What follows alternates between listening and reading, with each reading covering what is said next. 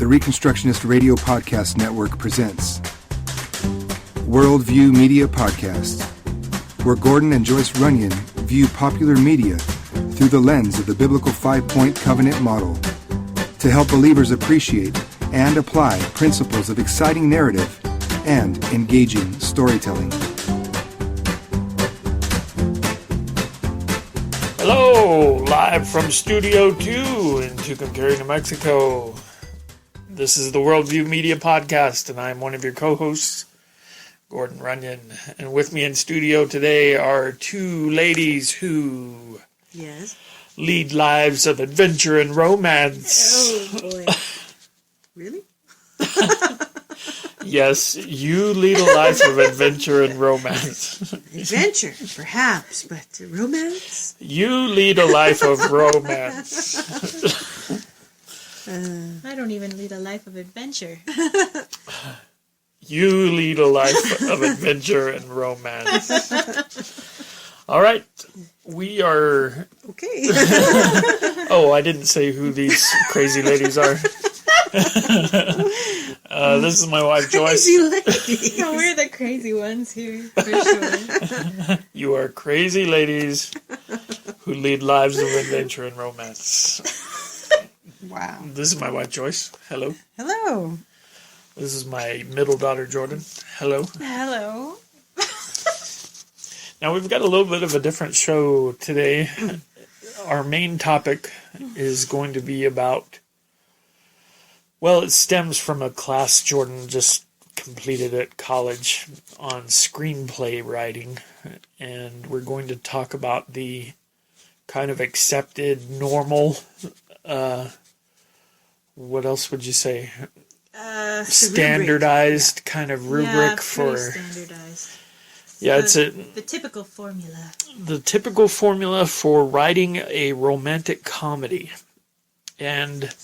we're going to go through that just a little bit, with the question kind of being, is it even possible to redeem the romantic comedy? To redeem it. Okay. Should Christians even bother writing romantic comedies? Can they be turned to the service of Christ? I don't know. I'm a little skeptical. I was the guy here saying that horror should be used in the service of Christ, but romantic comedies is kind of another thing. You got to throw that out. Right. Throw that outside. We don't need it here. But before we get to that, I thought we would break things up a little bit and play a game. Oh, no. We're going to see how much the two of you pay attention to current events. Well, there you go. And I have 5 questions, and the winner It's ice cream? Yeah, you can have ice cream. Oh, jeez, Mom. And the loser... The loser, as a consolation prize, can gets also have ice cream. Well, now you're just going to reinforce that whole millennialist thing about consolation prizes. Right, a participation bowl of ice cream. Right. You only get a little bowl. No, it has to be the same, or Yeah, else it's gotta be everyone the think same. it's not fair, and Trying to feelings hurt will somebody's get hurt. feelings. Okay. All right, then Dad gets no ice cream. Wow. Wow. Well, you're not playing. He made the game, though. I'm instrumental to the entire game. This game doesn't exist apart from me. Is that good or bad? I don't know. It's so good. All right. So our first question in our current events is... Yes. I'm going to read you... Oh, jumping the gun, sorry. Yeah, don't buzz in early. That's just going to mess you up here. I'm going to read you what may or may not be an actual news headline that occurred this week. And then you say whether or not you think the headline is a true headline or a false headline. All right, so you're just giving us one headline at a Right. time. Okay. Ready? Here is the proposed headline. CNN host eats cooked human brains on TV. Is that an actual headline or one I made up? Jordan? That's real. That's a real headline? What do you say? I say I have to disqualify myself. because I was in here when you were looking at those things. Well, tell me what the answer is then. Well, it was on the internet, so it has to be true. I'm not asking if it's a true story or not. I'm asking if it's an actual headline. Oh, so they had the story, but that wasn't the headline for the story? Well, I'm just saying, I'm not I'll caring. agree Do you with not Jordan. understand the rules? I'll agree with Jordan. All I'm asking is the headline an actual headline? No. No, I agree with Jordan. Okay, you're both right. This headline appeared at WND.com. Now, as a follow-up, I have a multiple choice question for you. What did he say that the cooked human brains tasted like? Chicken. Well, that may be. Always chicken. Your possible answers are A, butter, B, charcoal, C, meat jello, or D, chicken. Butter. Butter? Sure. Okay. I have to stay with chicken because that's what I said. Okay. But I think you're right. What are you doing? I'm playing the game. Playing to lose. You just want participation ice cream. You're not even trying. The answer is B, charcoal. Ooh, has he eaten charcoal before? Well, see, that's what I thought. That's what I thought too. I was like, Wouldn't that you have can't to be eat it. charcoal to know what that tastes Well, like? maybe he's just burned a steak a little. Oh, I burned Yeah. a steak. Yeah. Yeah, okay. That happens. I do know what that's about. Okay, so we're one right answer apiece. Heading into the middle of the contest. Okay. High stress, high stress. No. All right. Is this an actual headline or a made-up headline? Daylight savings time may extend human life by several years. Just because True I'm or false? anti-daylight savings time, I'm going to say false. You're saying that's not an actual headline. The whole about thing you? is false. It's not I- true. Maybe it's true. What are you going to say? I'm gonna say true. I think that's a real headline. All right, Mom wins that one. It's a false headline. The actual headline is Daylight savings time may be killing you. I know. I know it's killing me. You don't have to. Spring forward is the worst night of the entire year. Yeah. All right. So Sorry. that's not a hot take. You all agree with that? All right. So Mom gets that one right. And as a follow-up, what did the article say it is about daylight savings time that kills you? And there are multiple choice here. A, it interrupts natural sleep cycles. B, causes depression. C, may cause heart attacks. D, all of the above. Or E, it makes you susceptible to the consumption. I don't think it's E. All right. It's probably all of the above. It feels like one of those things when you have an article like that. I feel like they always have multiple points. Yeah. Okay. I What do you think the losing sleep then happens the other two, the depression, and what was the one after depression? Heart attacks. Heart attacks. So I'm just going to go with losing sleep. Just the losing sleep. Yeah. All right. Jordan is right. It's all of the above. Now, if I'm keeping score right, we're tied 2-2. And that means we have one final round. Oh boy. That's sudden death. But really, it's Is it a lightning losing round? sleep. No, Because losing sleep then can cause you to become depressed. And when you're depressed, maybe you don't eat right. right. And then you have the heart issues. But the basis is the sleep. I think it's just being mad. It angers me that I artificially was robbed of an hour of sleep. Okay, the last possible headline. Ready? Ready? Medieval records, Catholic Church feared evil Pope's return as a zombie. Oh, that's got to be true. That's a real headline for sure. Okay, and medieval records indicate Catholic Church may have feared evil Pope's return as a zombie. I'm going to go with yes. You both say yes? Yeah, for sure. I just pulled that out of my hat. That's Out of your false. what? My hat. This is a Christian podcast. Okay. You're not even wearing a hat. The consumption. It was daylight savings time. Did it to you? Mom's got the consumption again. Well, All right. Well, that was fun. So I should have known with a zombie it wasn't true. you both tied. I wish it was true, though. That seems like It such a seems medieval very- document thing to find. Right. Because they were real big into, finding things like that. But they probably didn't really have zombies. It would have been the undead. Well, but there would have just been the headline people making it sound more fun. Right. Tweaking it. Like Yeah. so much of our media is tweaked. There is a Catholic tradition that when the Pope dies, they go through a ritual to verify that he's dead. And apparently one of the things they do is they take like a silver hammer and bonk him on the head a couple of times to make sure he doesn't react. Oh, on the head, huh? Yeah, and so I think maybe they were.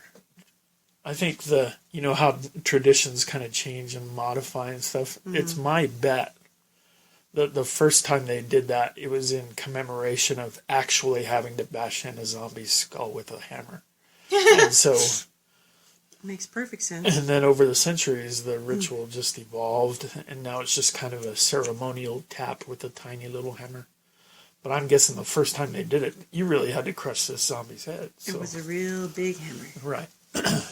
It makes perfect sense to me. Sure.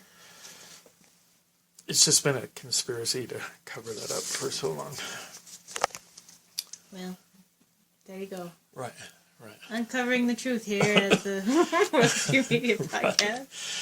Right. Documentary to follow called The Walking Heretics. Ooh, there's lots. Right. That could be a series. Okay, let's take our break, and when we get back, we're going to talk about romantic comedies, how to write them in service to Christ, maybe, if that's even possible. Okay. Here's our commercial. My name is Andrea Schwartz, and I have been active in Christian education for over 35 years, having homeschooled my 3 children all the way through high school. Now that they are all graduated and grown, I spend my time mentoring women, helping them become the best teachers for their children. I hold online office hour meetings every Tuesday at 6 p.m. Pacific Time using the Zoom platform. These get-togethers provide homeschooling moms the opportunity to ask questions and get advice in areas they may struggle with as they educate their children. And for those contemplating homeschooling, they can discover how to get started and stay the course. Each week, I will cover a specific area, but the bulk of the time will be spent addressing issues most pressing to you. These meetings are free, but you must register to participate. Search on Facebook for the event entitled Weekly Office Hours with Andrea Schwartz, and then click on Get Tickets. The Reconstructionist Radio Podcast Network brings to you a complete lineup of podcasts where you will hear practical and tactical theology. Our desire is not simply that you consume our shows, but that you also live out your faith in every area of life. We can talk all day long about these things, but if we fail to put them into practice, then we fail as ambassadors of Jesus Christ, our King.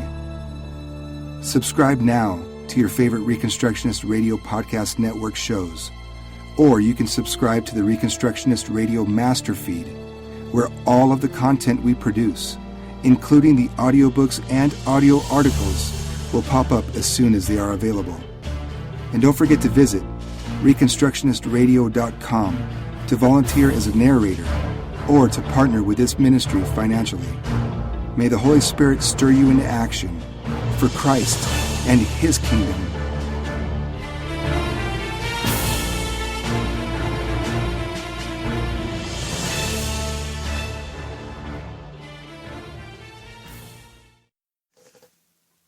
And we're back here at the Worldview Media Podcast. We're talking about romantic comedies and how to possibly redeem them to the service of the kingdom.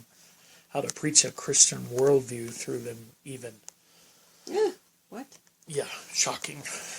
That's kind of what we do. Shock. Shock and awe. No, I meant Preach like a Christian preach a world. Christian. Okay. Yeah. Okay. All right, so what leads us to this podcast is that lovely and talented Jordan here just completed a screenplay writing course at college. And in the course of the course, Of course. she was tasked with actually writing a full-length cinematic screenplay. Yeah. And she did that. So Jordan has actually written her own romantic comedy. It's not very good. Well, I didn't say it was good. It's a foray into. It's a rough draft. It's very rough. Okay, but But you got an A. I got an A in the class. yeah, I got an 8. Were you like one of the only ones that finished? Or? Oh, yeah, I probably was one of the only couple.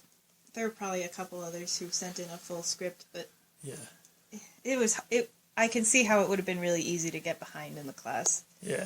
It's a lot of work. Yeah, that's a lot of work. And so I was hearing that, and then other things that I read says that for a screenplay, you need like 1 page worth of the screenplay for like every minute of film time. Yeah, that's generally about how it goes. Okay. And how long was your screenplay? Like 96 pages. Hey, that's a full-length movie. I know. Good job, Jordan. That's why she got an A. Right. So, So her movie is titled Madeline and the Unplayable Lie. yeah. And there's a yeah. lot of cleverness in the title because it's a romantic comedy that features playing golf a lot as part of the. Yeah. We should let Jordan say. Well, do you want to describe it or? I mean, that's what it is. It's a romantic comedy, and a lot of it takes place at this little mini golf course, and so there's this whole golfing motif thing. But then there's also this thing. The title is like a pun because she ends up telling this lie that ends up, it goes all crazy like a romantic comedy does, and Yeah. so that's the cleverness. Okay. Yeah, I like that title. That's good. All right. Most Yeah. people tend to lie when they play golf, just as an aside. Well, that's not really the point. But it's truth. It's truth. Okay. All right, so as part of the course, you were introduced to basically a trope that gives several points to what is accepted for the format of a... Right, just kind of a Comedy. real basic outline for this kind of... Right, and as I was, as I was kind of researching what we were going to do here, you showed me that one website and I read through it, and what they were suggesting is it's not that this structure is required, but it's kind of required. Yeah, it's what's been proven to work. Yeah, it's been proven to work. Okay, and so we're going to go through these points of the plot of a romantic comedy. And I'm going to ask Jordan to just briefly explain each one, and then we'll talk a little bit more in depth. So the first point is the setup. Yeah. So what does that mean? I kind of feel like the setup is just sort of you set the whole stage for the rest of the story. So we have to meet all the characters and stuff, and kind of figure out the regular lives, and it's like the once upon a time there was a part of a story, just sort of status There quo. once was somebody who did these things. Yeah, sort of like this is the world that we're coming into. Here's the status quo that everybody sort of lives with, and that's where we start. I feel like I've seen that in a lot of the romantic comedies I've had to sit through. Yeah. Okay. Yeah. And the second point is the catalyst. What happens here? Is it the cute meat? Yes, it's the cute meat or the meat cute. Those two words get mixed around all the time. But your two main love interests have to meet in a unusual and amusing way. So it can be embarrassing for one or both of them, or it's just really strange and unlikely or something. But they have to bump into each other. They have to sort of invade the other's lives, and then aren't they usually like irritated or? Well, sometimes, but it's just about just something has to. It's weird. It's a weird, unusual, unique kind of meeting. It's not just like you didn't just run into them. You don't get introduced at a party, right? Yeah. You don't just meet each other through friends or something. You have to. it has to be a big moment. Right. Okay. The third one is called the turning point. What happens here? As far as I understood it, and in writing my own screenplay, the turning point, because they meet, but then that could be it if something in both of their lives didn't sort of force them together. So this thing that sort of complicates it, that makes it so that the meeting doesn't just stay a meeting. Now they have to be constantly in contact with each other. Something has shifted to make it so that now here they are together for whatever purpose. So, for instance, they may have met accidentally at the miniature golf course when she putted really bad and her ball bounces off the windmill and hits him in the forehead. Yeah, something like that. And then their two companies decide to work on a project together. And that would be the complication, that little first thing. In mine, her best friend gets engaged, and she is her maid of honor. And she's supposed to, her friend asked her to work with her groom's best man to, like, plan their engagement party. And then it turns out he's the best man. And so that's how that's their little thing.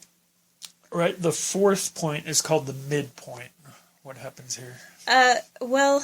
Is this the end of Act 2, technically? The midpoint is in the middle of Act 2. Okay. Act 2 is longer than Act 1 and Act 3. So it's like double the size. Okay. All right. So it's the middle of Act 2, and it's, my teacher had spoken about it. It's sort of, it'll be a kind of projection of the resolution. So it can be a mirror of it, or it can be like a false resolution, or it can be the opposite thing. So in a romantic comedy, a lot of the time it'll be the two love interests getting together for the first time and being a couple. Only it falls something is going to go wrong later. Boy loses girl. Yeah, that kind of thing. Okay. So it's the middle part where it looks either like the ending or like the opposite of the ending. Okay. All right. The fifth point is then the second turning point. Yeah, so this is, it's like the thing that, it's like the point of no return kind of thing. Like something has happened that complicates things still further, and you can see that this is going to lead to like the big crisis thing, the bad thing that's going to happen. So it's the thing that turns the plot so that there's no other way to go but this bad result that's going to be the next point. Yeah, so the next point is the crisis climax. Yeah, so that's going to be sort of that's like the dark point where everything has, they play the sad music and it's raining and everything. That's this part of the movie. They're done forever. Yeah, they'll never get together. Yeah, that's it. That's this part here. And then there's the resolution, number 7. Yeah. And let me guess, that's when all the drama is resolved and they get together. Yeah, whatever miscommunication or problem has happened, that all gets fixed and resolved. A lot of the time in a romantic comedy, that'll come with like a big grand gesture on somebody's part, or maybe both of them, almost like an act of repentance or something. Yeah, that kind of thing, where they show up and suddenly like, oh, I knew all the time, and it's that kind of thing. So that's the resolution. Now, the website I was looking at that was kind of explaining this structure actually said, if you'll just watch a regular movie, you'll see the same structure in just any kind of movie.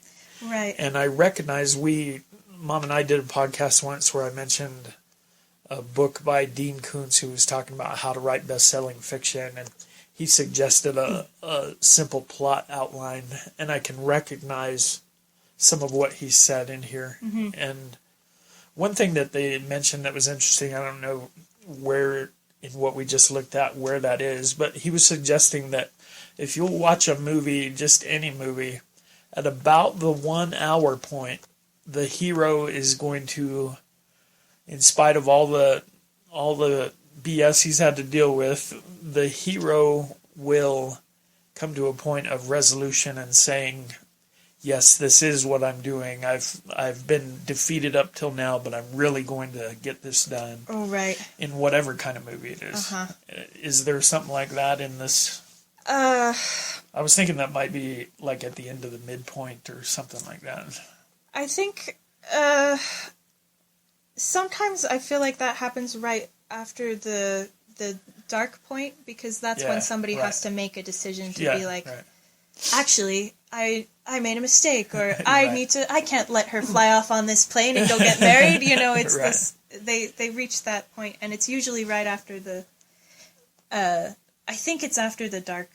You get to your low point, and then you have to have your moment. So after of the clarity. biggest crisis. Yeah, after that. The crisis climax. Yeah, the crisis climax. Okay, all right. I was thinking it was more like second turning point or something. All right. Well, that's interesting. So basically, there is some boy meets girl, boy gets girl, boy loses girl, boy gets girl back. That really is a thing. Yeah, that is basically, that's the whole thing. Yeah. Okay. Now, most of the romantic comedies that I know of or have seen, they're obviously not preaching a Christian worldview. And sure. Here's what I wanted to suggest. And this isn't a hot take or anything, but when the Bible begins to talk about marriage and man and woman getting together, the underlying truth of marriage is that it's meant to be a symbolic or metaphorical representation of Christ and his church. He's the husband, we're the bride. And so there is a spiritual meaning to marriage, a much higher meaning. And correct me if I'm wrong, I don't think it would take that much to say one or two things during a movie that reflected some of that understanding.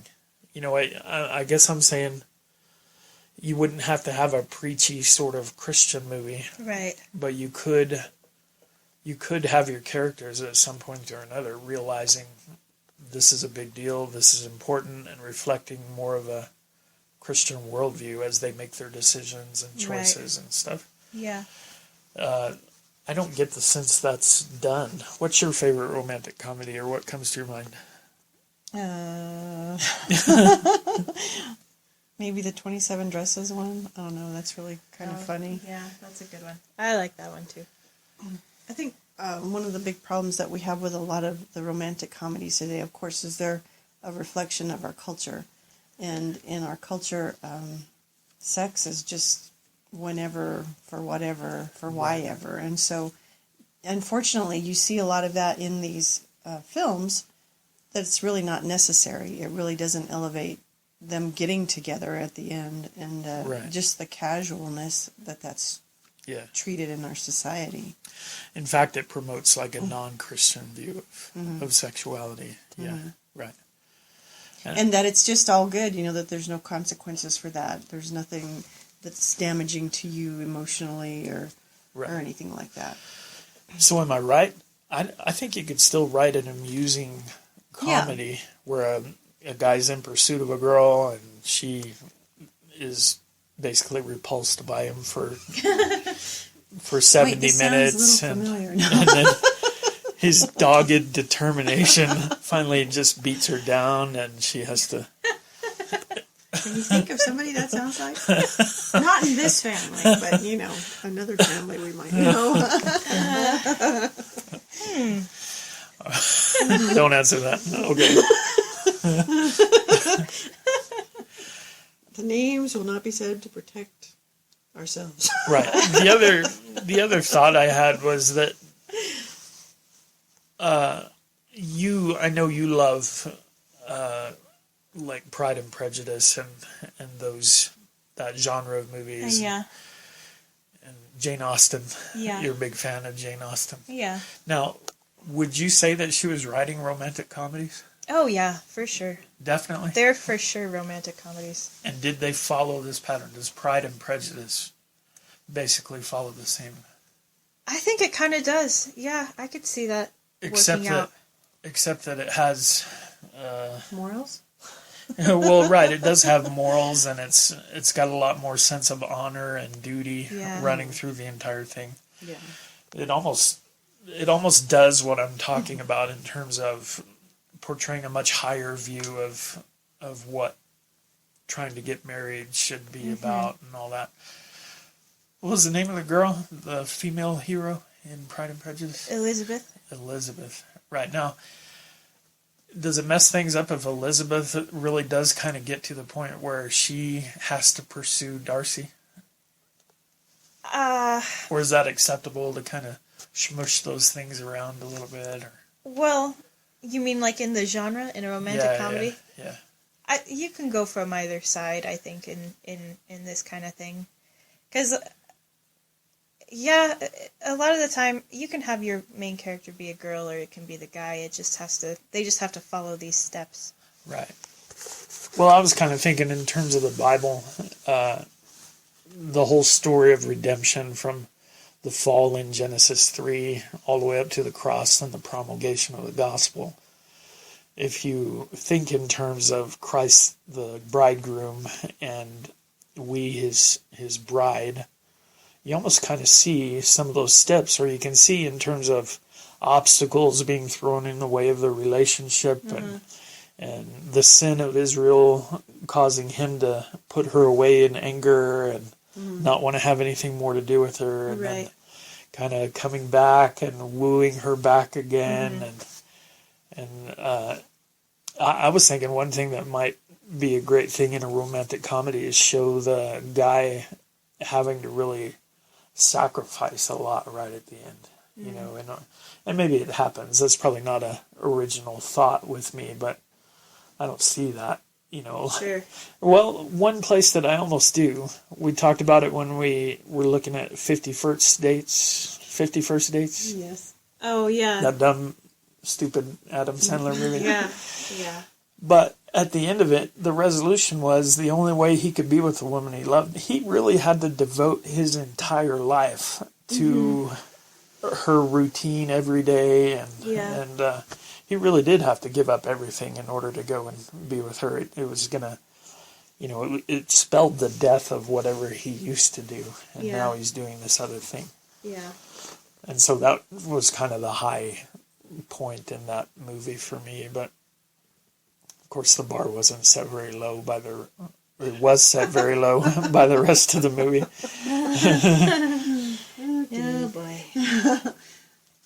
All right. Any other thoughts on romantic comedies? Well, you got out of having to watch one just in order to speak about it, but I guess you've seen enough.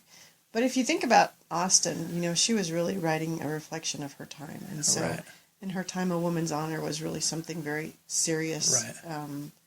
You know, with her sister having run off and, you know, that was doom Scandalous. For the family. And, you know, they had to go and make it right. And suddenly she was married and everything was good. But always you're going to have a reflection of culture in those type of works. And so... yeah, but for the Christian author, the trick is to make it real enough, include those points of actual culture, but do it in such a way that it's clear that you're not buying into that, and kind of send it up in terms of, you know, look how actually ridiculous this is. And I think most women would really want a guy to pursue her and to be interested in her as a person and not as a sexual object, you know, that someone's really truly interested in you. And so that would be something I think a lot of women would enjoy seeing, that, hey, this guy just likes me and it's not about anything else. Is that what you want? I could maybe start doing that. Well, I don't know, after all these years, maybe it's a little too late to start. I don't know. I just don't want you pining away over here. Oh,